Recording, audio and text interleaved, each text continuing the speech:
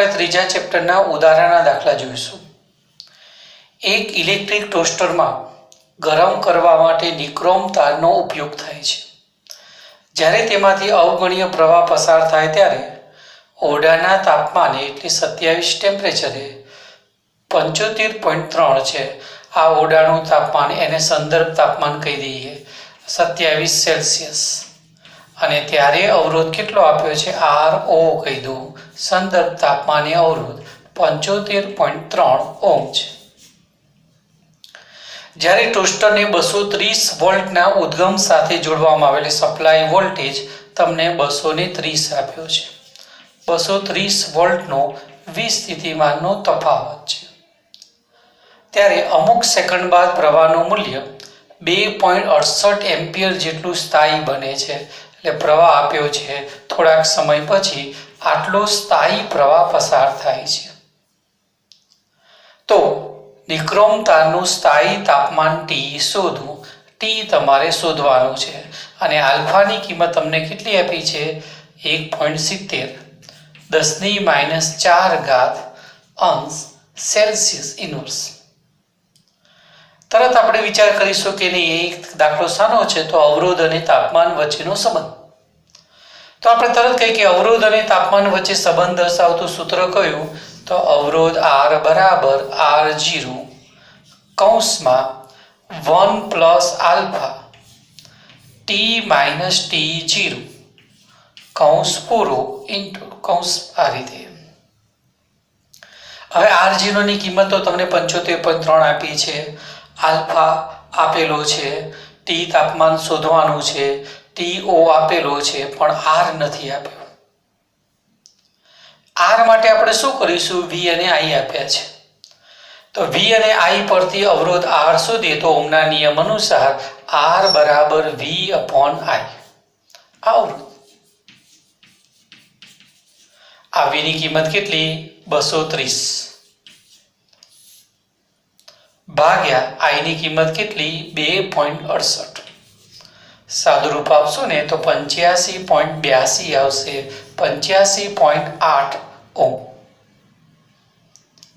હવે આ કિંમત અહીંયા મૂકી દઈએ. તાપમાન T શોધવાનું છે તો R ની કિંમત 85.8, R0 75.3 કૌંસમાં 1 + આલ્ફા T - T0 27 ટેમ્પરેચર. આ 75.3 વાળું પદ ક્યાં જાય? આ બાજુ છેદમાં જાય તો 85.8 ભાગ્યા 75.3. આ પદ ગુણાકારમાં હતો ને, એ ભાગાકારમાં ગયું. હવે એક વાળું પદ શું થશે? તો આ બાજુ બાદ થશે. -1 બરાબર T - 27. એનું સાદુરૂપ આપશો ને તો 820 આવશે બરાબર T - 27. હવે T - 27 છે, 27 વાળું પદ આ બાજુ લાવો, T ને સૂત્ર કરતા બનાવો તો 820 + 27. તો 820 + 27 કરો તો કેટલા થશે?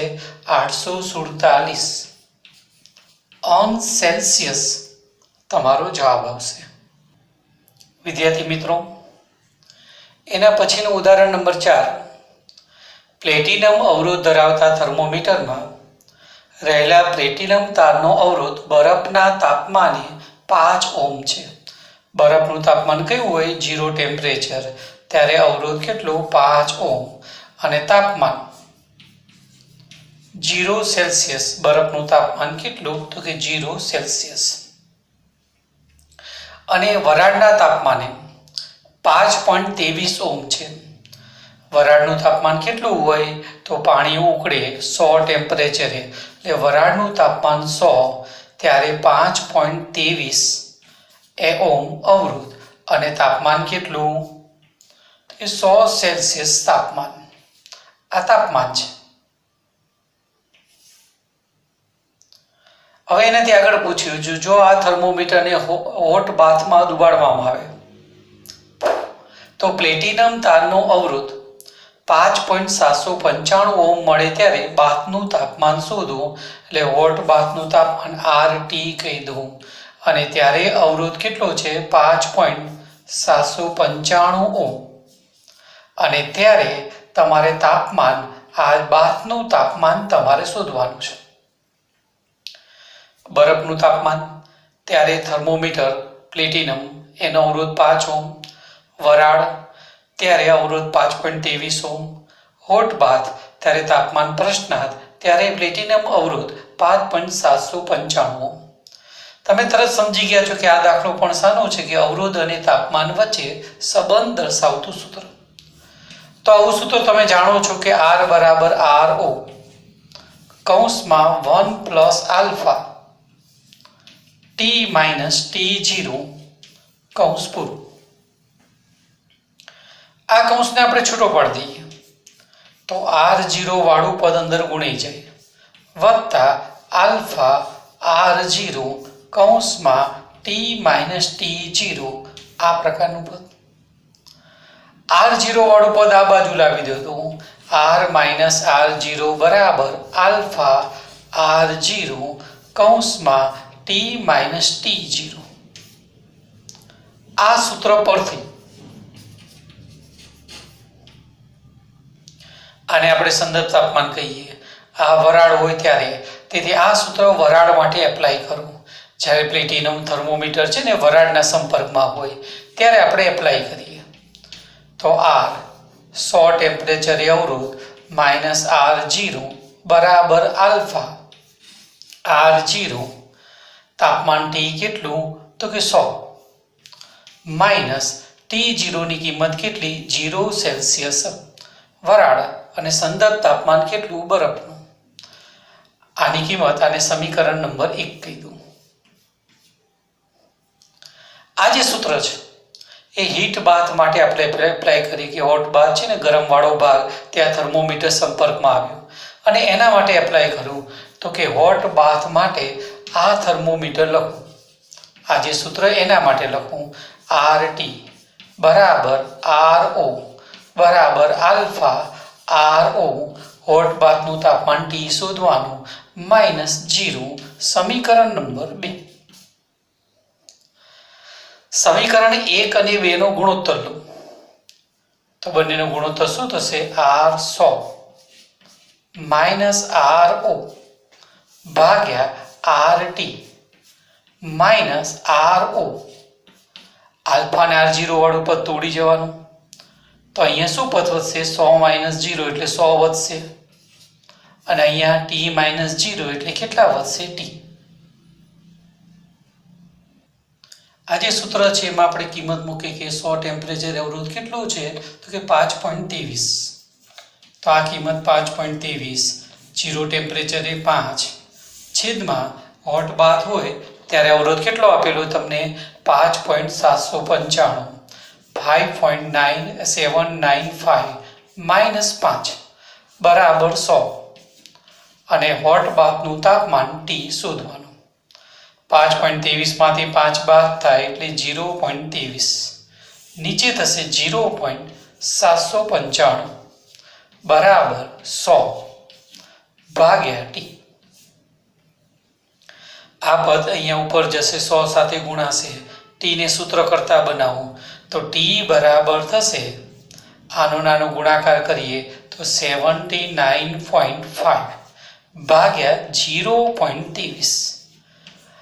આનો ભાગાકાર કરશો ને મિત્રો તો 345.65 અંશ સેલ્સિયસ તમારે હોટ બાથનું તાપમાન આવશે. એના પછીનું ઉદાહરણ નંબર 9. 1 મીટર બ્રિજમાં A થી 33.7 સેમી આગળ તટસ્થ બિંદુ મળે છે. એ છે આ તટસ્થ બિંદુ, મતલબ ગેલ્વેનોમીટરનું આવર્તન 0. હવે S ને સમાંતર 12 ઓહ્મનો અવરોધ જોડીએ. આ જે S છે ને એને સમાંતરમાં 12 ઓહ્મનો અવરોધ જોડીએ તો તટસ્થ બિંદુ કેટલા અંતરે મળે છે? 51.9 અંતરે મળે છે. એટલે તટસ્થ બિંદુ A થી 51.9 સેમી અંતરે મળે. તો પ્રશ્ન પૂછાયો છે R અને S શોધો. આ પહેલી પરિસ્થિતિ 12 ઓહ્મનો અવરોધ નથી જોડેલો, ત્યાર પરિસ્થિતિ વિચારીએ તો સમતોલન અવસ્થામાં શું થાય? બ્રિજ સમતોલન અવસ્થામાં હોય તો સમતોલન અવસ્થામાં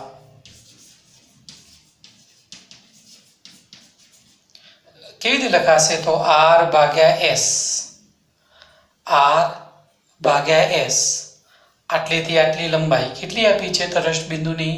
33.7, અને આટલેથી આટલો ભાગ કેટલો થાય? તો ટોટલ લંબાઈ 100 હોય. આ લંબાઈ 33.7 હોય તો આ લંબાઈ 100 માંથી બાદ કરો એટલી, બરાબર તટસ્થ બિંદુનું અંતર 33.7 ભાગ્યા 100 માઇનસ 33.7, તો R ભાગ્યા S બરાબર 33.7. આ બાદ બાકી કશું 66.3, સમીકરણ નંબર 1 કહી દો. હવે જે અવરોધ S છે એને સમાંતરમાં 12 ઓહ્મનો અવરોધ જોડી દઈએ આપણે. આ 12 ઓહ્મનો અવરોધ જોડી દીધો તો આ તટસ્થ બિંદુ આટલે મળે છે, માની લો. કેટલા અંતરે કીધું છે આપણને? 51.9 અંતરે કીધું છે. તો હવે સૂત્ર શું લખાશે? તો બ્રિજ સમતોલન અવસ્થામાં છે, આ રીતે સમાંતરમાં અવરોધ 12 જોડ્યો, પછી બ્રિજ સમતોલન અવસ્થામાં હોય તો તમે જાણો છો કે R ભાગ્યા આ અવરોધ ભાગ્યા અવરોધ. બોલો આ કયું જોડાણ? સમાંતર. સમાંતર જોડાણનું સૂત્ર કયું? સમતુલ્યનું, ઉપર ગુણાકાર નીચે સરવાળો. કેટલાનો અવરોધ છે આ? 12 અને S. તેથી S અને 12 નો સમતુલ્ય અવરોધ કેટલો થાય? તો ઉપર ગુણાકાર 12 ગુણ્યા S છેદમાં સરવાળો 12 વત્તા S, બરાબર. બોલો સમતોલન બિંદુ કેટલા અંતરે મળે છે? 51.9, અને પેલી બાજુનો ભાગ કેટલો થાય? આ 51.9. તો આ ભાગ કેટલો? 100 માંથી 51.9 બાદ કરો એટલો, તેથી છેદમાં 100 માઇનસ 51.9. આ છેદનો છેદ ઉપર જશે, S આ ઉપર જશે, તેથી R કૌંસમાં 12 વત્તા S છેદમાં 12S બરાબર 51.9. ચલો 100 માંથી 51.9 બાદ કરો એટલે કેટલા વધે? 48.1. હવે સમીકરણ નંબર 1 જો R upon S ની કિંમત કેટલી? 33.7 ભાગ્યા 66.3, એ અહીંયા મૂકી દઈએ. R upon S છે ને એની જગ્યાએ 33.7 ભાગ્યા 66.3 મૂકી દઉં તો 12 વત્તા S છેદમાં 12 ગુણ્યા R upon S. R upon S ની જગ્યાએ લખી દઉં 33.7 ભાગ્યા 66.3 બરાબર 51.9 ભાગ્યા 48.1. હવે જો મિત્રો જોવામાંથી અજ્ઞાત પદ કયું છે? ફક્ત S જ છે, અને તમે આનું સાદુરૂપ આપો તો સાદુરૂપ આપશો ને અને S શોધશો, આ બંનેનો ભાગાકાર, આ 12 વાળા પદ અહીંયા ભાગી નાખો, અથવા જે રીતે તમને ફાવે તેમ S ને સૂત્ર કરતા બનાવો તો S નો જવાબ 13.5 ઓહ્મ આવશે. હજુ તમારે બીજું શું શોધવાનું છે? R પણ શોધવાનું છે. તો S ની કિંમત છે ને આ સૂત્રમાં મૂકી દઈએ, સમીકરણ 1 માં મૂકી દઈએ. તો સમીકરણ નંબર 1 માં મૂકો ને તો R ભાગ્યા S બરાબર કેટલા છે? 33.7 ભાગ્યા 66.3. ચલો S ની જગ્યાએ 13.5 મૂકી દઉં તો R ભાગ્યા 13.5 બરાબર 33.7 ભાગ્યા 66.3. આમાંથી R ને સૂત્ર કરતા બનાવો તો 13.5 ક્યાં જાય? ગુણાકારમાં જાય. સાદુરૂપ આપો ને તો R નો જવાબ 8.86 ઓહ્મ આવશે. આનો જવાબ છે ને 8 નહીં પણ 6.86 ઓહ્મ તમારો આન્સર આવે છે. આ એસનો જવાબ કેટલું? 13.5. આનો જવાબ 6.86. ફરીથી સમજી લો, વિસ્ટર્ન બ્રિજ છે, સમતોલન અવસ્થામાં છે, ત્યારે R/S બરાબર તટસ્થ બિંદુ એ થી કેટલા અંતરે? 33.7 છેદમાં 100 માઇનસ આટલા. આના પરથી R/S નું સમીકરણ 1 થયું. હવે S સાથે સમાંતરમાં કેટલાનો અવરોધ જોડ્યો? 12 ઓહ્મનો. તો R ભાગ્યા આ બંનેનું સમાંતર જોડાણ, તેથી છેદમાં શું લખાય? R ભાગ્યા સમાંતર જોડાણનો નિયમ કયો? ગુણાકાર સરવાળો. છેદનો છેદ ઉપર જાય, આ પ્રકારનું પદ થયું. એ તટસ્થ બિંદુનું અંતર છેદમાં 100 માઇનસ 51.9. આ R/S ની જગ્યાએ શું લખી દીધું? 33.7 ભાગ્યા 66.3 લખી દીધું. હવે આખા સમીકરણમાં અજ્ઞાત પદ કયું? S. તો S ની કિંમત તમે સાદુરૂપ આપશો ને તો 13.5 ઓહ્મ આવશે. હવે આ S ની કિંમત હજી R ની કિંમતે શોધવાની છે. તો સમીકરણ નંબર 1 જુઓ, એમાં S ની કિંમત મૂકી દો તો R ની કિંમત પણ તમને મળી જશે. R ની કિંમત આવશે 6.86 ઓહ્મ. વિદ્યાર્થી મિત્રો, ઉદાહરણ નંબર 6. દરેક 1 ઓહ્મના 12 અવરોધ જોડી સમઘન નેટવર્કના વિકર્ણના સામસામે આવેલા શિરોબિંદુ વચ્ચે અવગણી શકાય તેવો આંતરિક અવરોધ ધરાવતી 10 વોલ્ટની બેટરી જોડેલ છે. આ રીતે 12 અવરોધ છે, એનો સમઘન છે. વિકર્ણનું અંત્ય બિંદુ એટલે એક બિંદુ A લઈએ તો બીજું R લે. કોઈ વિદ્યાર્થી એમ કે મારે B લેવું છે તો બીજું બિંદુ S લેવાય. વિકર્ણનું અંત્ય બિંદુ એ જ રીતે P તો C લેવાય, ગમે તે. આ વિકર્ણના અંત્ય બિંદુ વચ્ચે આપણે શું જોડ્યું? 10 વોલ્ટની બેટરી જોડી દીધી. અને તમને પ્રશ્ન પૂછાયો કે નેટવર્કનો સમતુલ્ય અવરોધ શોધો. એટલે આ જે 12 અવરોધ છે ને એનો સમતુલ્ય અવરોધ શોધવાનો છે. અને દરેક શાખામાંથી, દરેક ભુજામાંથી વહેતો પ્રવાહ પણ શોધો.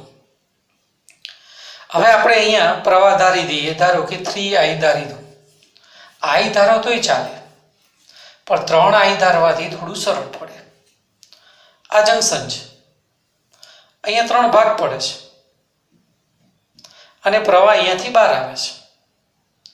હવે ત્રણે રસ્તા જુઓ પ્રવાહમાંનો કે આ રસ્તે જાય તો એક અવરોધ, બીજો અને ત્રીજો અવરોધ. એમ આ રસ્તે જાય તો એ 3 અવરોધ. એમ આ ત્રીજા રસ્તે જશે તો પણ 3 અવરોધ. એનો અર્થ એવો થાય કે આ ત્રણે રસ્તા અવરોધની બાબતમાં સરખા છે કે આ રસ્તે જાય એટલો જ અવરોધ પ્રવાહને આ રસ્તે મળે એટલું જ.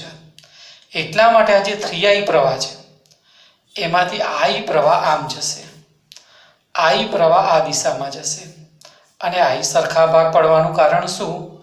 કે દરેક માર્ગે અવરોધ સમાન છે, તેથી પ્રવાહની વહેંચણી પણ સરખી થઈ. I પ્રવાહ અહીંયા આવ્યો, અહીંયા 2 રસ્તા પડ્યા, આ જંકશન. બંને અવરોધની બાબતમાં સરખા છે, તેથી I પ્રવાહમાંથી અડધો પ્રવાહ I/2 આમ જાય, I/2 આ દિશામાં જશે.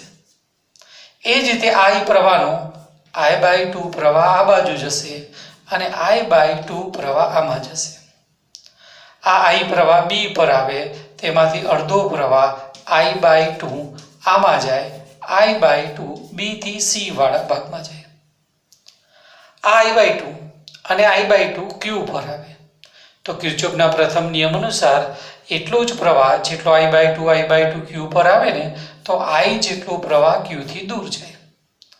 બસ એ રીતે I/2 S પર આવે તો એટલો જ પ્રવાહ S થી દૂર જાય. એ જ પ્રમાણે I/2 C પર આવે તો એટલો જ પ્રવાહ C થી દૂર જાય. I અને I R ઉપર આવે તો એટલો જ પ્રવાહ શું જશે? R થી દૂર જશે.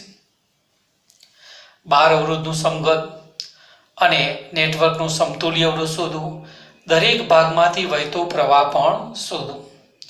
હવે આપણે કોઈ પણ બંધ ગાળો લઈ લઈએ, એથી શરૂ કરવાનું અને બેટરી આવી જોઈએ એવો બંધ ગાળો પસંદ કરો. કોઈ વિદ્યાર્થી એમ કે મારે બંધ ગાળો આ લેવો છે, A, D, S, R, અહીંયા નામ આપી દઉં E અને F. ચાલો પણ હંમેશા બંધ ગાળો કેવો પસંદ કરવા, તો કે બહારની કિનારી, એટલે જોવામાં આપણી ક્યાંય ભૂલ ન પડે. ચલો આપણે બંધ ગાળો લઈએ એ, બી, સી, આર, ઈ અને એફ. ચલો એથી મુસાફરી સ્ટાર્ટ કરી. એ બંધ ગાળો એ, બી, સી, આર, ઈ, એફ અને ફરીથી પાછો એ. આ બંધ ગાળા માટે કિર્ચોફના બીજા નિયમનો ઉપયોગ કરીએ, કિર્ચોફ સેકન્ડ લો. ચલો અહીંયાથી મુસાફરી સ્ટાર્ટ કરી. પ્રવાહ આપણી સાથે થયો. અવરોધ કેટલો છે? 1 ઓહ્મ. એને આપણે આર કહી દઈએ. ધારો કે આર બરાબર 1 ઓહ્મ. તો પ્રવાહ આપણી સાથે થાય. એ થી બી પર આવો, પ્રવાહ સાથે થાય તો એ થી બી પર જઈએ તો વિસ્થિતિમાનમાં શું થાય? ઘટાડો. કેટલો ઘટાડો? તો કે પ્રવાહ આઈ, અવરોધ આર, ઘટાડો. અહીંયાથી અહીંયા જઈએ બી થી સી પર. પ્રવાહ આપણી સાથે થયો. પ્રવાહ છે I/2, અવરોધ છે આર ઓહ્મ. તેથી સાથે થાય, તેથી માઇનસ પ્રવાહ I/2, અવરોધ આર. સી થી આર ઉપર આવો તો પ્રવાહ સાથે થયો, તો સી થી આર પર જઈએ એટલે વિસ્થિતિમાનમાં ઘટાડો થાય. પ્રવાહ આઈ, અવરોધ આર ઘટે એટલે અહીંયા લખી દઉં માઇનસ IR બરાબર. અહીંથી અહીંયા આવે આ ન લેવાય, આ કંઈ અવરોધમાંથી પ્રવાહ પસાર થતો નથી. અહીં આવ્યા માઇનસથી ક્યાં જઈએ છીએ? પ્લસ તરફ. માઇનસ એટલે ઓછું વિસ્થિતિમાન, પ્લસ એટલે વધુ, એટલે શું કરીએ આપણે? વત્તા ઈ બરાબર 0. ચલો 2 લસા લઈ લો તો અહીંયા 2 ગુણાશે ને, 2 2 2 4, 4 ને 1 5, તો માઇનસ 5IR અપોન 2. 2 લસા લીધું મેં. આ ઈ વાળું પદ પેલી બાજુ જવા દઉં તો માઇનસ ઈ. બંને બાજુ માઇનસ નિશાની કાઢી નાખું તો 5IR અપોન 2 બરાબર લખાશે ઈ. સમીકરણ નંબર 1. આ જે 12 અવરોધ છે એની જગ્યાએ આપણે એક જ અવરોધ લઈ લઈએ, એને હું R ડેશ કહી દઉં. આ સમતુલ્ય અવરોધ, અને આ જ બેટરી જોઈન કરું એ અને R વચ્ચે. અહીંયા E અને F નામ આપી દઈએ. આ ઈ બેટરી જ, અને જો પ્રવાહ એટલો જ રહે તો આ એક જ અવરોધને, આ 12 અવરોધનું શું કહેવાય? સમતુલ્ય. આ બધાની જગ્યાએ એક જ અવરોધ લીધો, બેટરી જોડી, પ્રવાહ 3I જ રહ્યો, તો આ એક જ અવરોધ R ડેશને બધાનો સમતુલ્ય કહેવાય. હવે આના માટે આપણે સૂત્ર લખીએ. કયો બંધ ગાળો છે? એ, R, E, F, A. અને કિર્ચોફના બીજા નિયમનો ઉપયોગ કરીએ તો શું લખાશે? એથી મુસાફરી સ્ટાર્ટ કરું. પ્રવાહ સાથે થયો 3I R ડેશ, સમતુલ્ય અવરોધ કહેવાય R ડેશ, બરાબર માઇનસથી પ્લસ તરફ જાઓ એટલે માઇનસ ઈ પ્લસ ઈ, પેલી બાજુ જશે એટલે માઇનસ ઈ થશે. બંને બાજુ માઇનસ કાઢી નાખું તો 3I R ડેશ બરાબર ઈ. સમીકરણ 2. હવે સમીકરણ 1 અને 2 આપણે સરખાવી દઈએ, કેમ કે જો I બરાબર છે ને I બરાબર છે. કેટલું થાય? તો કે 5IR બાય 2 બરાબર 3I R ડેશ સમતુલ્ય અવરોધ. ચલો બંને બાજુથી I કેન્સલ, તો સમતુલ્ય અવરોધ R ડેશ બરાબર કેટલા થયા? 5/6. 3 આ બાજુ આવે ને, 3 દુ 6 R. હવે વિદ્યાર્થી મિત્રો, R ની કિંમત કેટલી હતી? 1 ઓહ્મ હતી. તો અહીંયા R ની કિંમત 1 ઓહ્મ મૂકી દો તો સમતુલ્ય અવરોધ થશે 5/6 ઓહ્મ. આ સમતુલ્ય અવરોધ થાય. વિદ્યાર્થી મિત્રો, બીજું આપણે શું શોધવાનું? તો વિદ્યુત પ્રવાહ I. આપણી પાસે આવું સમીકરણ હતું 5/2 R I બરાબર E. સમીકરણ નંબર 1 આ રીતે હતું.